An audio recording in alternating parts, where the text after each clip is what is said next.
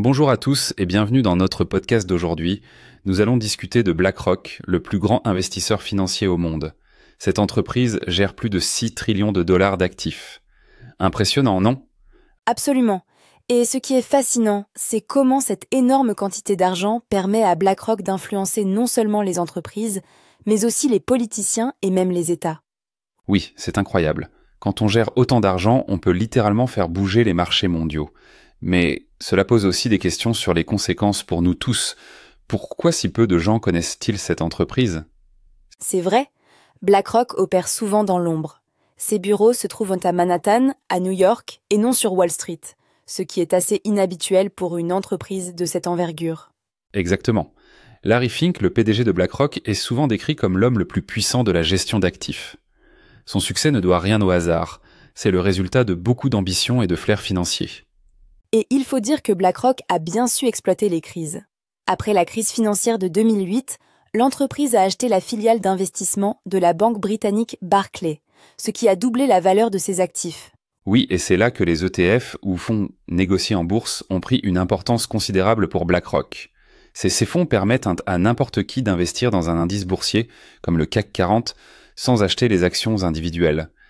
C'est un peu comme choisir une saveur dans une glacerie, non? Vous pouvez investir dans n'importe quel secteur que vous aimez. Mais cela a aussi ses risques, surtout si tout le monde veut vendre en même temps. Tout à fait.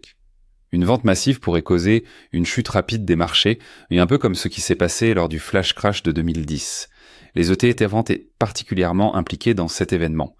Alors, la question se pose. BlackRock est-il vraiment trop gros pour échouer? Et que se passerait-il s'il y avait un bug dans leur système Aladdin, leur intelligence artificielle qui gère les risques et les investissements? C'est une bonne question.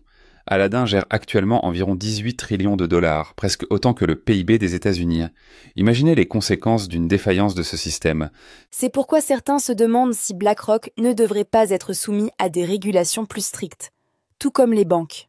Mais cela pourrait aussi réduire leur capacité à faire des profits. Et que dire de leur influence politique? Larry Fink rencontre régulièrement des chefs d'État et des politiciens. Il a même joué un rôle clé lors de la crise financière en conseillant le gouvernement américain. Oui, et il ne faut pas oublier leur influence sur les entreprises. BlackRock est un actionnaire majeur dans des milliers de sociétés, de Microsoft à Facebook en passant par des groupes pétroliers comme Shell. Ils ont même des parts dans de nombreuses entreprises du CAC 40 en France. Leur pouvoir d'influence est immense. Mais est-ce que cela sert vraiment le bien commun ou seulement leurs propres intérêts? C'est la grande question. Larry Fink parle souvent de responsabilité sociale des entreprises, mais BlackRock continue d'investir dans des industries controversées comme les armes et les énergies fossiles. Cela montre bien le fossé entre les discours et les actions. Peut-être que les régulations actuelles ne sont tout simplement pas suffisantes pour encadrer une entité de cette taille et de cette puissance. En tout cas, c'est un sujet qui mérite d'être suivi de près. La taille et l'influence de BlackRock posent des questions cruciales pour l'avenir de notre économie et de nos sociétés. Absolument. Merci à tous de nous avoir écoutés. N'hésitez pas à partager vos réflexions sur ce sujet complexe. À la prochaine fois. Merci et à bientôt.